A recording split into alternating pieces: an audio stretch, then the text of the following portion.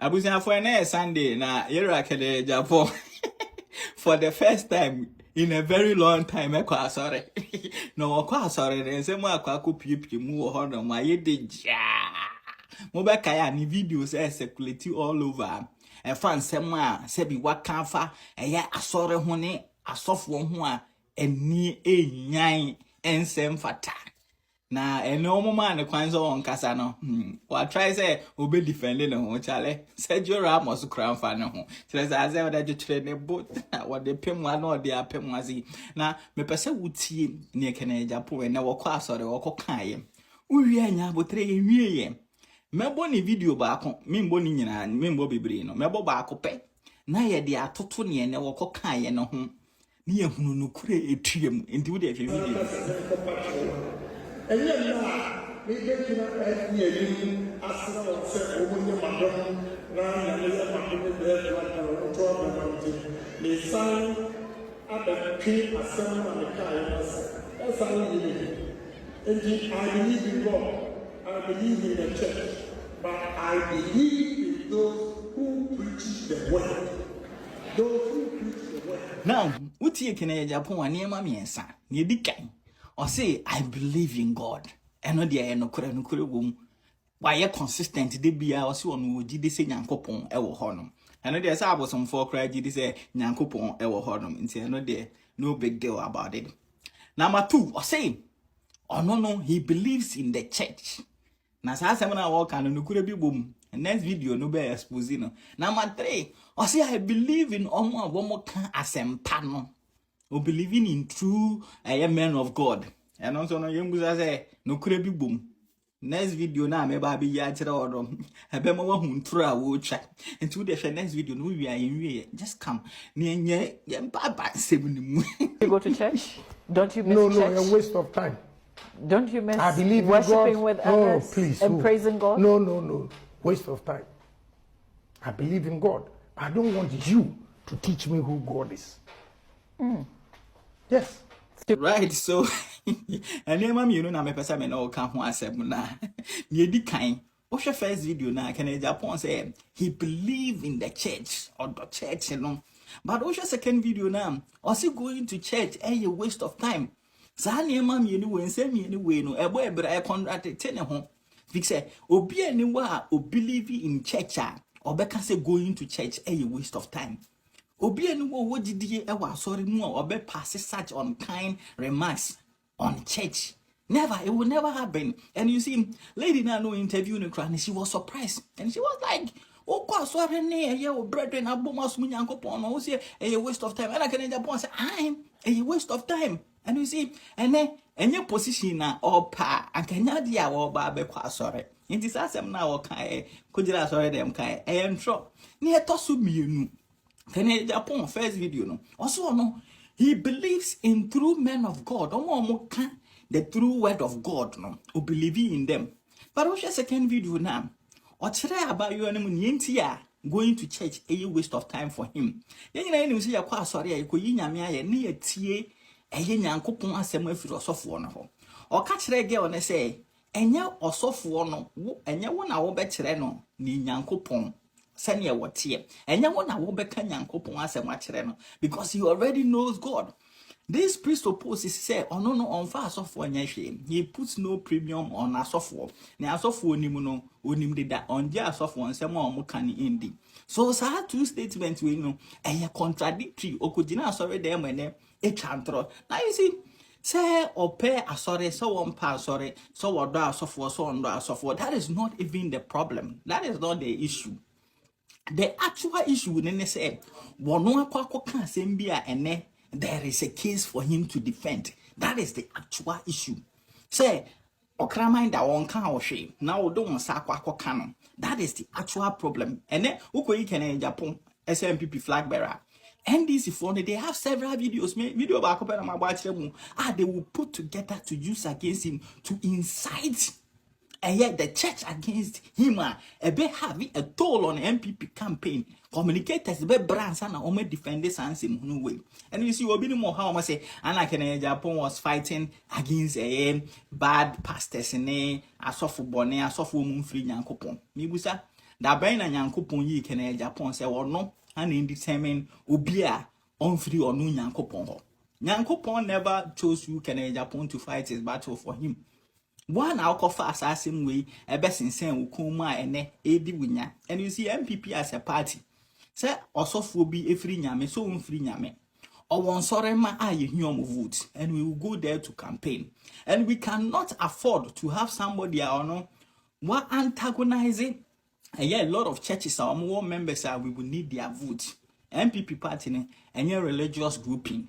MPP party no and your church crusade ne a secular organization, political party, you hear will be a wood, sir. We are ceremony, so we Christian, so we some bosom, you be a so free Yankopon, so free Yankopon, you be a woods. And see what this shows, as I say, yet the KennedyAgyapong the anymore. Package is near too much. He will just cause too much nuisance for MPP communicators, and we wouldn't be focused to sell our message and our track record.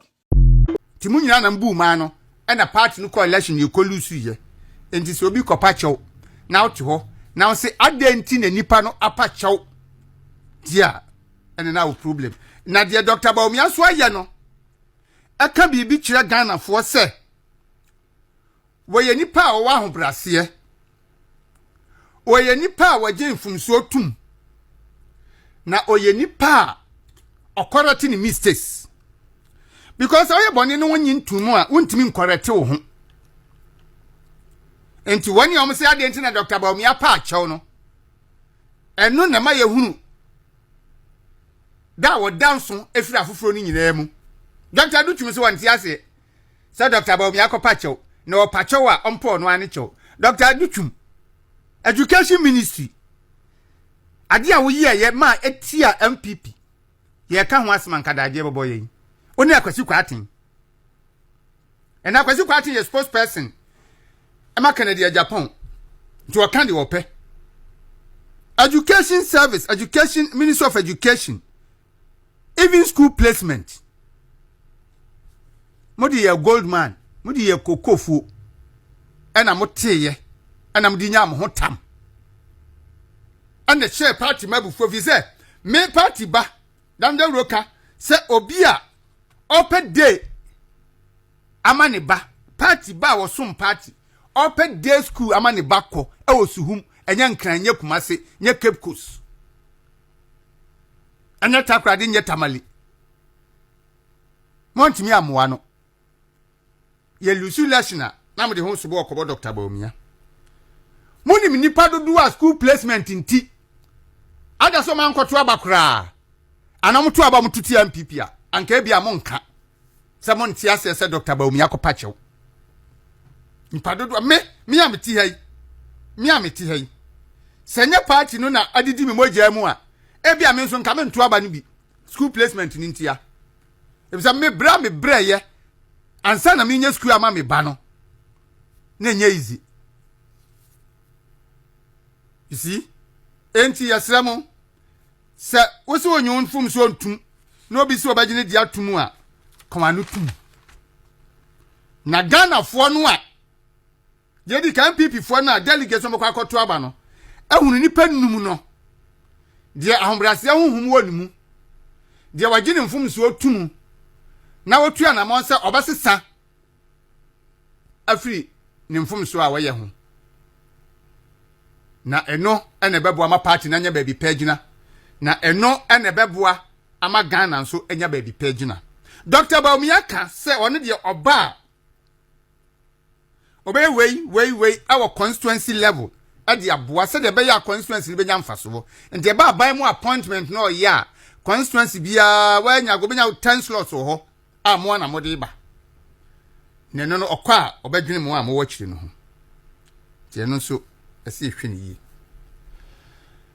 ha abrasie ya de ehia ene obitimi tia ne fie wo a wo pe flag bearer ready a obekọ nipa no na so nya MPP mu a anka minim se obi pe flag bearer ready a wote ne fie na wa frɛ mo se mo mra na mo ba afa na japade a waye no de akyerɛ mo maye wei enti mo nto aba mame anu ne yedi kodi president yana say why Japadi anti NPP for every achichini bench e mehwe wa Japadi a waye na omunyina so nto abama wo na Japadi a ya ye ne edibu man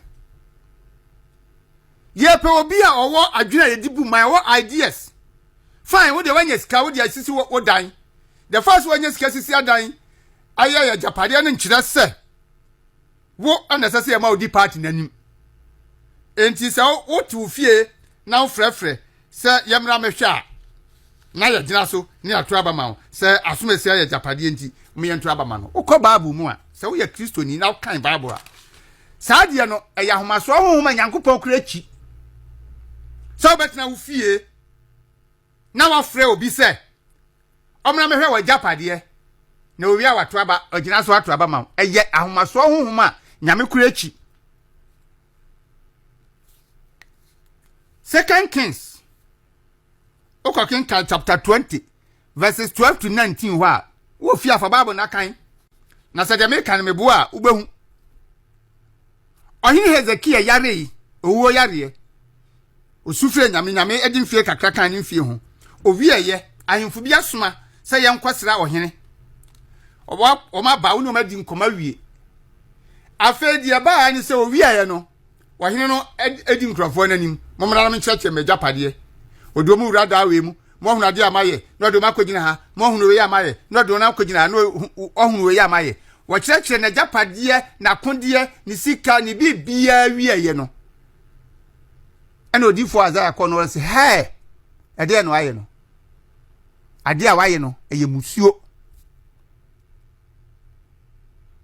enti se wo Japade a yamfa ntuye ho yamfrɛ nipa se omra ba bia wo mehwe Japade no nyina so ntu abama da bia meka se Japade ani sika ani ehwe ho to aba ana se bia nka Ghana ha anka wura despite ana se Ibrahim Mahama mo ana se kemo mu di president se Ghana sika fo no omo so di mu akotimpa ka Nigeria nka bia Dangote na ye president ho no mo but enye no so ena yegina edi president ye president obia owadi no hunimdie obia owadwene obetumi di abu man ama oman man anya so mfaso en ye hwe nipa num nu a Dr. Mahmoud Bawumia odemunso he stands out ewe nipa no mayi umuti se omo eba bepre abato no ye hwe wani a omo politicians a omo ye MPs ninso omo kafa Dr. Mahmoud Bawumia ho fa nipa ba mienu na yentie wo mo de omo kafa Bawumia ho senti a esese MPP delegates 31st January 2026 no moto aba ema Dr. Mahmoud Bawumia bra okwa asante mantem